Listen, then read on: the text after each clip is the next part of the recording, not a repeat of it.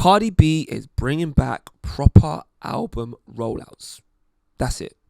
That's literally all I wanted to say. So thank you for watching. That's the end of the video. I'll see you on the next one. Goodbye.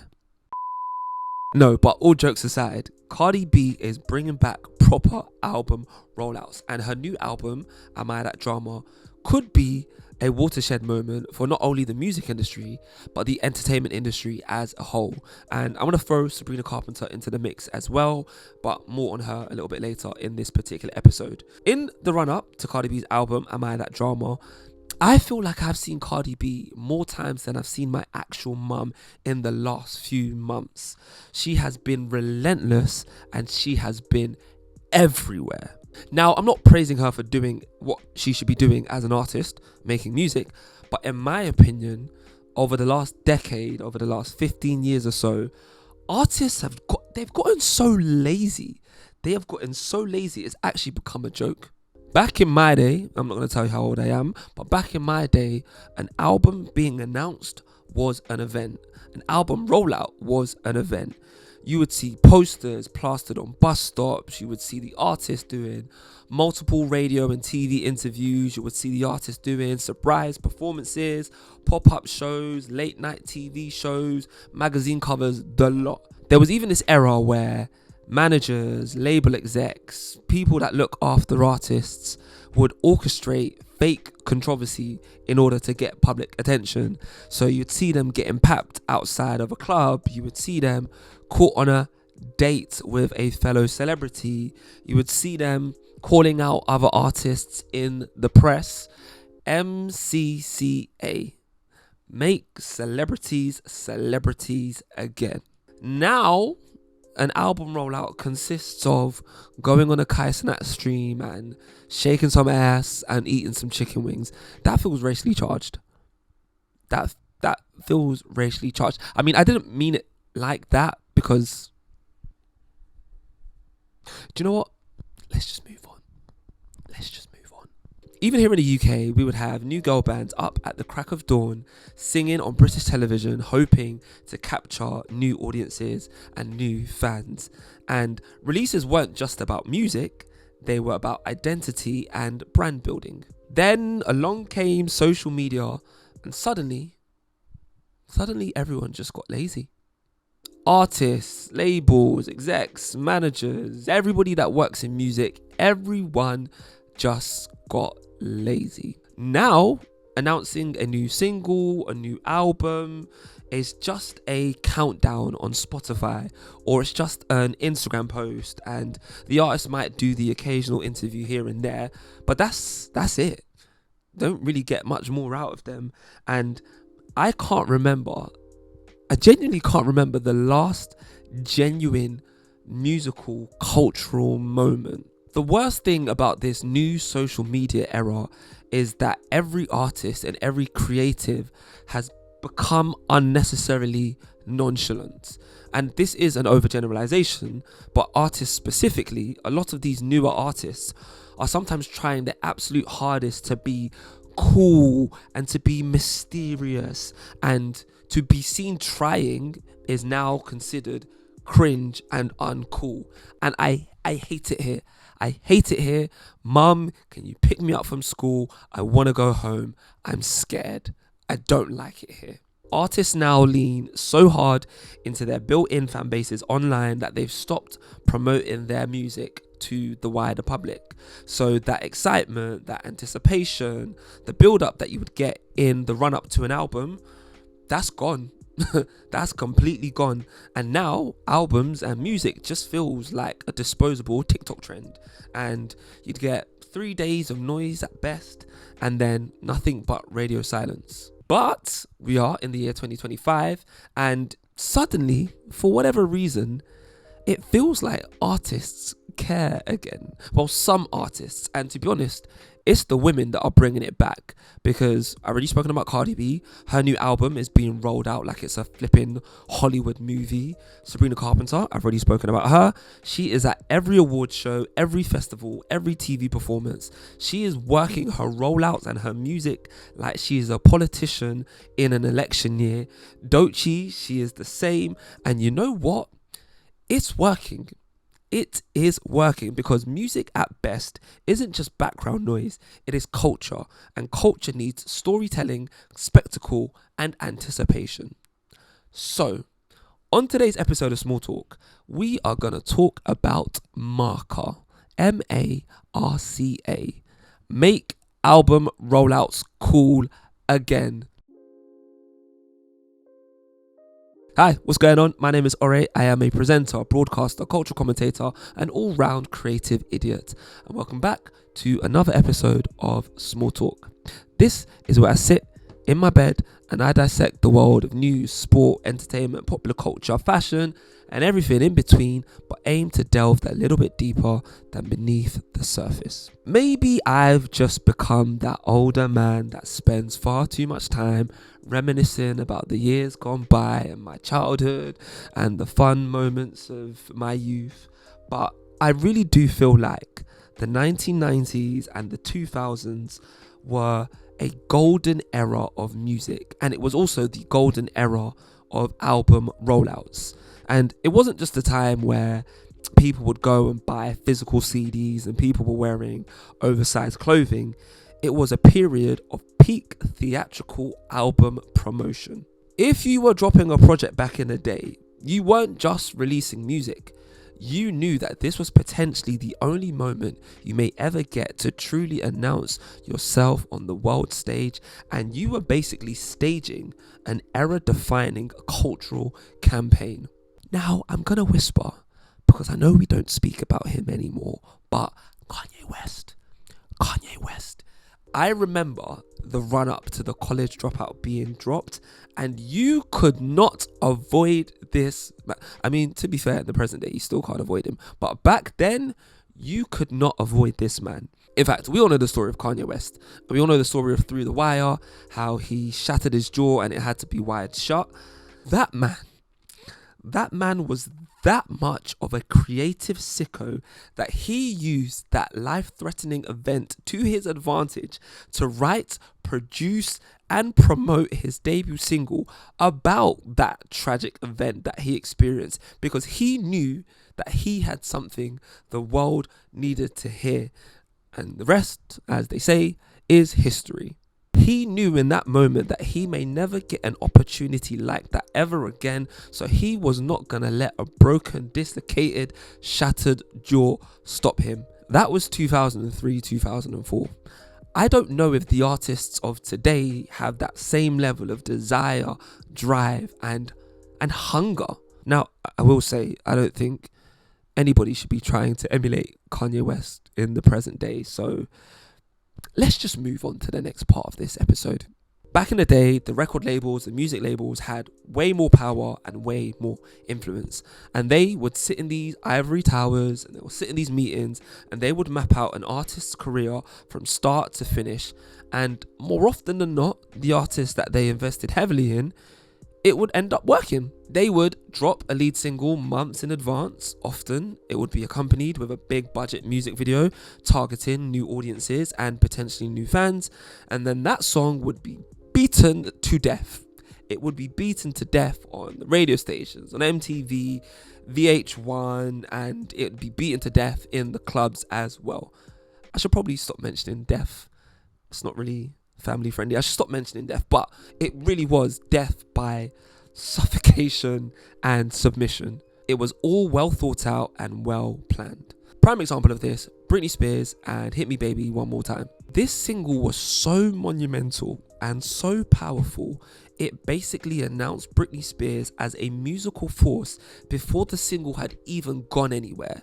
The song was that big, and that was 30 years ago. And she's still famous now. That is longevity of the highest level. We can even talk about Beyonce, and Beyonce is quite literally Beyonce. But the Beyonce we know now is not the Beyonce that came out of Destiny's Child all those years ago, because they had sis outside. They had her outside. They were working her 9 to 5 like her name was Dolly Parton. And yes, she was already a success because of Destiny's Child, but she didn't have that solo catalogue. She didn't have that solo repertoire. So she couldn't warrant being silent, being mysterious, being quiet in the background. She was out here doing interviews, appearing on 106 and Park, MTV IRL. She was doing magazine spreads, magazine interviews, outdoor performances, the lot. She built her credibility brick by brick. She built it brick by brick. And as we now already know, she has gone on to become a global mega superstar. Is that even a term? A global mega superstar. You get my drift. She's Beyonce. She can do what she wants. My problem with a lot of the newer school artists of the present day is they're just trying to skip the process. A lot of them are trying to skip the process. They're trying to be cool and mysterious and lurking in the background when they simply haven't built the credit in the bank to do so. They haven't got that credit in the bank. Even the quality of music videos have changed, and nowadays official visualizers have kind of replaced what a typical music video would have been in the past. And the music videos of the past were these really cool, fleshed out and well thought out conceptual music ideas. And I've worked at a record label. I know the state of the industry. I know budgets are tight and budgets aren't what they used to be, but something just feels off. Something just doesn't feel the same. And these visualizers kind of are music videos, but they're not music videos. And they are visual, but they're not visual enough to be a music video. I don't know. It feels weird. I don't really like the space that we're in. In the mid 2000s, a new music video was appointment viewing. I think about some of the videos that Missy Elliott was putting out when I was a child, and I was blown away by the sheer quality of the visuals. The concepts were abstract, the visuals were wild and crazy, and because of that, me as the viewer and the other viewers at home were forced to believe this music mattered because the spectacle of everything forced you to believe so. I even think about some of 50 Cent's videos, from Candy Shop to 21 Questions to Window Shopper. Window Shopper was one of my favorite music videos. I think about Christina Aguilera and her video Dirty, and the fact that my dad forbid me. He banned me from watching that video because why was she in the mud, and why was I watching that at a young age? And talking of videos I shouldn't have been watching at a young age, Cisco's Thong Song. Not only is that song one of the greatest songs in the history of all music, that video is incredible. I was 5 years old. I shouldn't have been watching that. But it shaped my idea of music and visuals and celebrity, and I love it. And it wasn't just America where this happened, because the rest of the world genuinely meant the rest of the world. A lot of these artists were being shipped worldwide like they were UN diplomats or like they were Alibaba Amazon parcels, and they would do a Good Morning America slot. Then they would fly to London to do a Top of the Pops performance. Then they would fly to the other side of the world, to Japan, to do some sort of weird variety show where they would sing and dance and play some weird party games. They would get around. The label's mission was very, very simple. Saturation. Saturate the market. And obviously, I'm way older now than I was when I was younger, and I don't necessarily agree with all of their methods. And I know it was obviously a very toxic working environment for a lot of these artists, but by the time it was album release day, and by the time the music had arrived, a lot of the planet had already known who these artists were, and if their aim as artists was to sit in the realm of megastar, you played along and you played ball. Because the options were so limited back then, there was scarcity, and you couldn't just add songs to a Apple Music playlist or to a Spotify playlist, or you couldn't just do a TikTok video. You had to go out and meet your audience where they were at. And in turn, I actually feel like it made these artists mentally stronger, and it furthered the illusion of celebrity. Now, I've already touched on it, but let's dive into it a little bit deeper, and let's dive into how streaming and social media platforms effectively killed not only album rollouts, but in my opinion, they killed music mega superstars. So somewhere in the mid 2010s, something shifted, something snapped. Streaming platforms and social media reshaped the entire music industry. And while it democratized access and anybody with a Wi-Fi or 4G connection could drop a song on SoundCloud or Spotify, it just killed the art of a well thought out album rollout. Instead of these big blockbuster campaigns of the mid 2000s, artists began leaning on their follower count and their social media following, and promotion went from these really cool orchestrated events to these boring, casual social media announcements. Something that used to piss me off and still pisses me off to this very day is when artists would do this thing.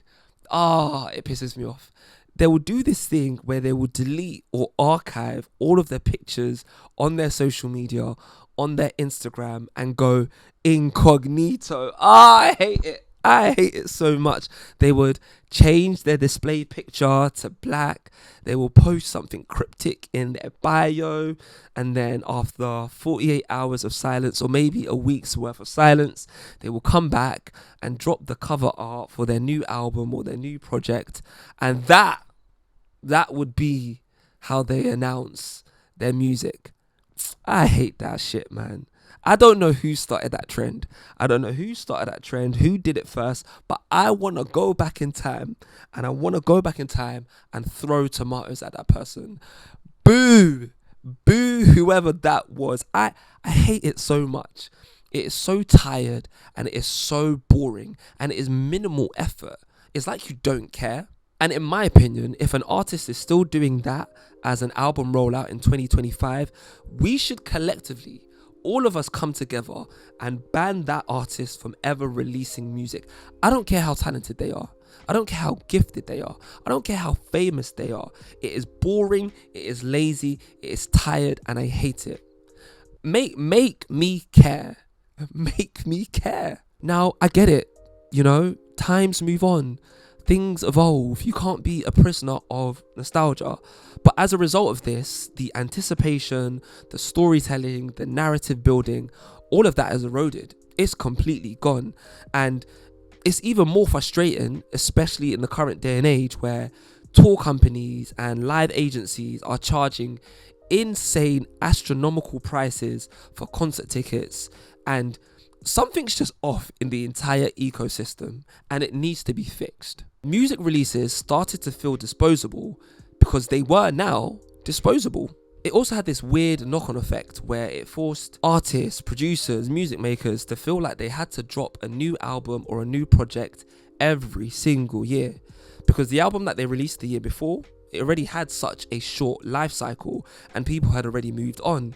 And in order to stay in the public conversation, you had to do something to maintain and grab that attention. And if you weren't sleeping with somebody famous or dating a basketball player, or if you weren't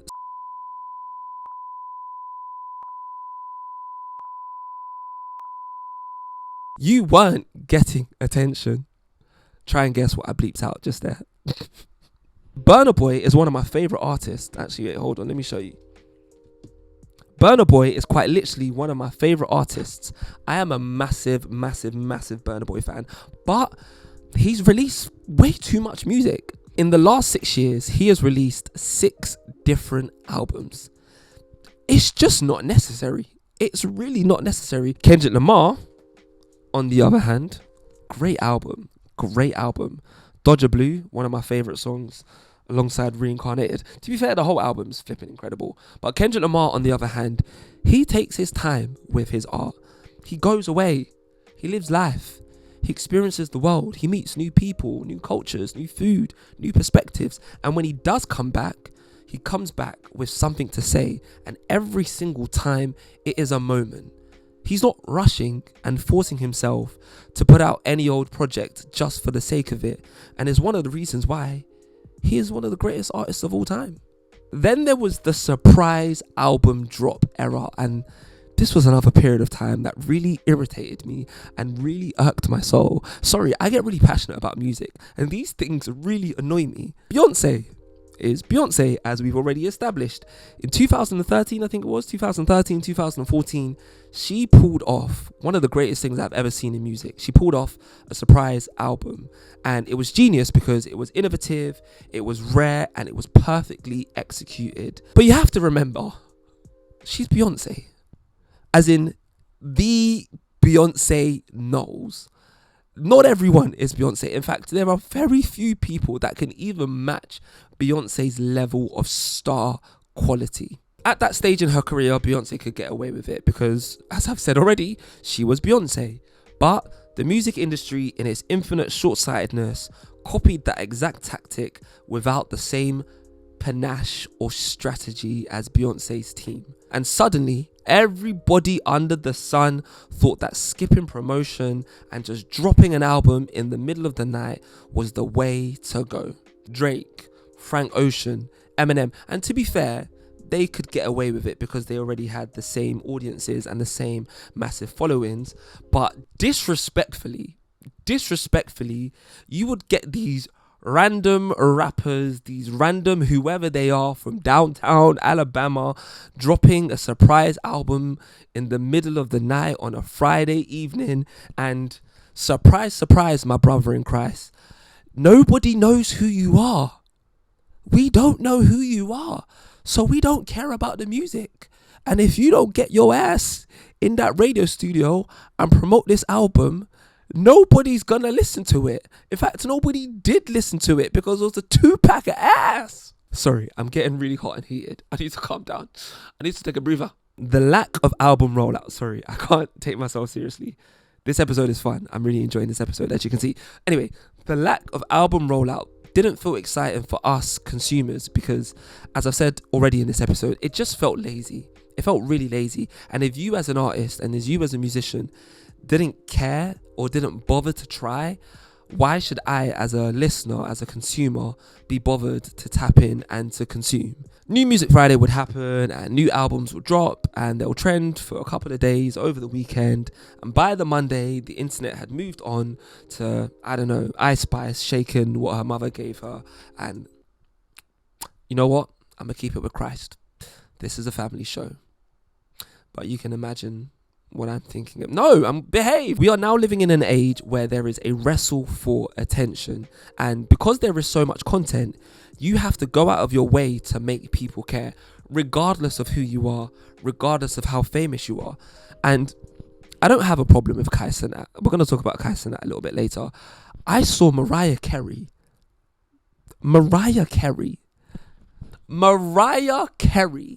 on a Kai Cenat live stream. What universe, what multiverse, what AI world are we living in? Mariah Carey and Kai Cenat on a live stream. Insane. I never ever in my wildest dreams thought I would say a sentence like that. But here I am in my bed saying that sentence. Instead of iconic videos or orchestrated publicity stunts, the industry has shifted to TikTok trends and to songs that are not built to last. They're just built for 15-second virality or 15-second flash in the pan moments. And because the songs are getting shorter, the artists are getting smaller. Think about it. We've already spoken about some of the dominant artists of the mid-2000s, and it was a period of time where pop culture was dominated by a handful of megastars.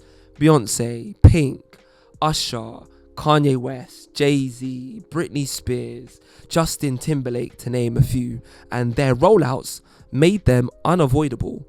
And they were the kind of artists that your mum, your niece, your nephew, your colleague, your boss at work all knew whether they liked their music or not. But now we live in this lazy rollout era where the universal superstars have just stopped emerging. The industry has shifted from cultural dominance to algorithmic relevance. This is why we often hear people saying things like, we don't have celebrities or famous people or stars like we once did back in the day. And it's not that the talent's not there, it's just that the level of promotion has shrunk. artists have stopped demanding cultural space, and they have stopped orchestrating moments that cross demographics and cut through the noise. And without that blockbuster rollout that they used to have back in the day, an album was no longer an event. It was just another content drop in an endless feed of other content drops. And if music is just content, then artists have just become content creators, which is fine if you want followers and if you want 1 million people following you on TikTok and Instagram. But if you want to be iconic and if you want to be a remembered artist, it requires a long thought out, well executed album rollout. If you are enjoying this video, first of all, I want to say thank you very much for watching. If you haven't already, make sure you hit the subscribe button. I just hit 10,000 subscribers on this channel. I've been doing this for quite some time now, so to hit 10k is amazing. I can't thank you enough. I appreciate it dearly. Let me know your thoughts in the comment section. Hit the notification bell so you know when the next video drops. And in this next part of the video, actually, I'm going to get into why Cardi B is so important for the future of music. Cardi B is so important for the future of music. Because of her and the likes of Sabrina Carpentar, Tyler and Doechii and many others, suddenly it feels like these artists are remembering that music is supposed to be an event. And Cardi B's life is eventful, to say the least. In fact, calling Cardi B's life eventful is an understatement. In the last few weeks alone, she has announced pregnancy, she's publicly trying to get a divorce, she's won a lawsuit, she's dropped a new album. There are 1,000,001 things happening in the life and the world of Cardi B. But with the new album specifically, this doesn't feel like the regular drop from a lot of the artists in the present day. It feels like she is launching a cultural campaign. There have been months of strategic teasers, headline grabbing interviews, high budget visuals, public appearances that feel less like promotion, but more like cultural events. And she's leaning heavily into what made her popular in the first place. She's leaning into the chaos. And after she won the civil lawsuit, she dropped this video on her Instagram.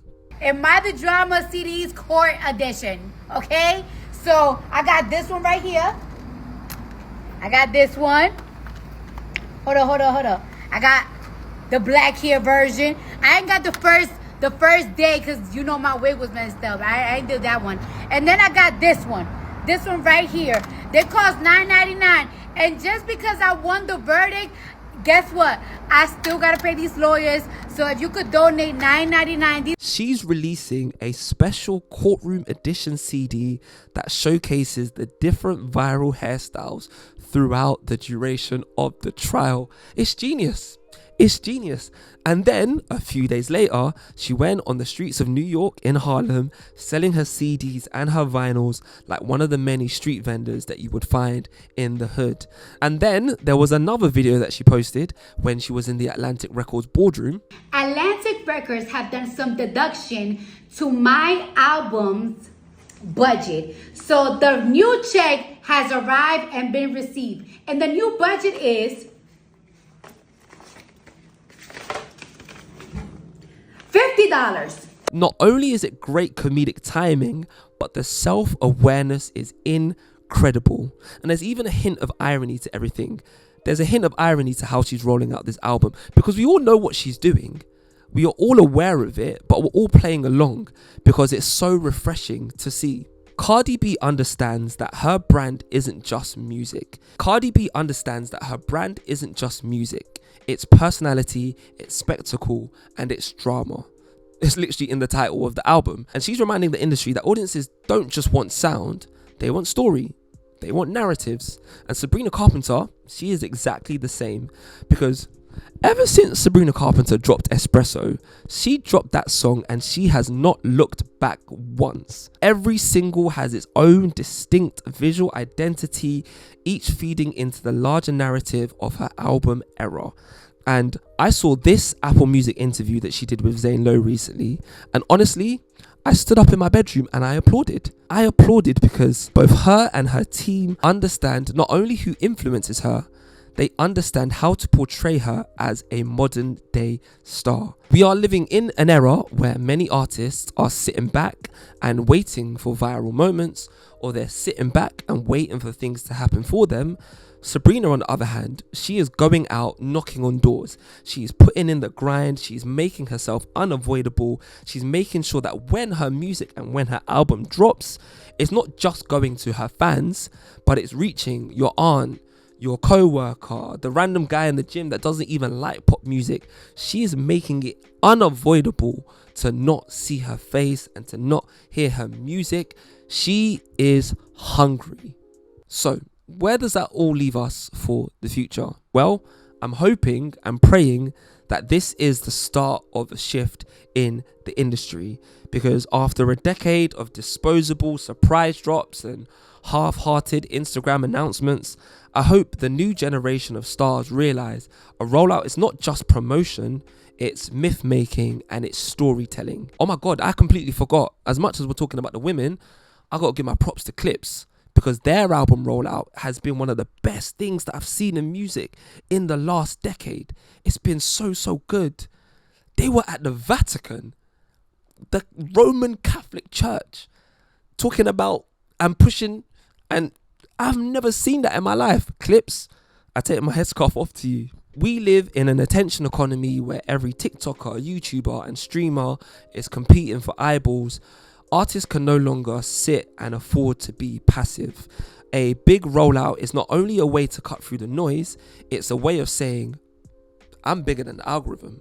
I know I'm a star, and I'm coming to show you that I'm a star, whether you like it or not.